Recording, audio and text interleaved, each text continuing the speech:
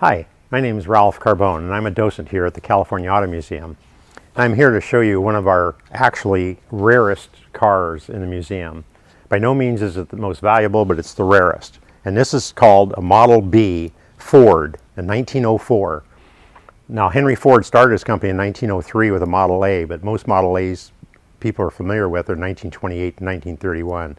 He repeated the alphabet on an A and B. But this was the original Model B, and there's several unique things to point out on this car. Number one is you see this crank. This is what cars you had to do to start the car. This is actually attached directly to the motor, and to get it started you had to set some controls and then come out here, and it required a fair amount of strength. And people were known to break their arms on some of the kickback on this feature.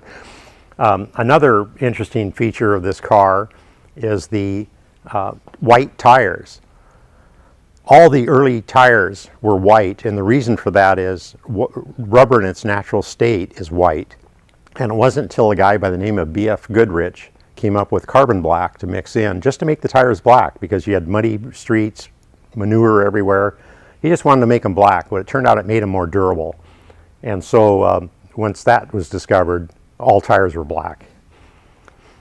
Another interesting feature here is you see this tank on the side, and what this is for acetylene gas for the headlights. That's how the headlights actually operated, was on acetylene. They didn't have electricity back then. And to get the acetylene, what you had to do is go to a pharmacy and buy limestone. And if you mix limestone and water, it creates acetylene gas. And you're all probably very familiar with the term being in the limelight. That's where that term comes from, for the limestone that was required to make the acetylene gas. Later on, cars had what looked like a scuba tank on the side, where you could buy pre-made gas for the headlights. The other interesting feature you might notice is this is a right-hand drive. Well, all the early American cars were right-hand drive. And that went on for several years, and there's a lot of stories about why and when they changed to left-hand. But the story I choose to believe and tell is that Henry Ford's wife got tired of getting out on the muddy side of the road when she could be getting out on the sidewalk side, and required him to switch it over. We don't know what the truth is, but subsequently all the cars eventually switched to a left-hand drive.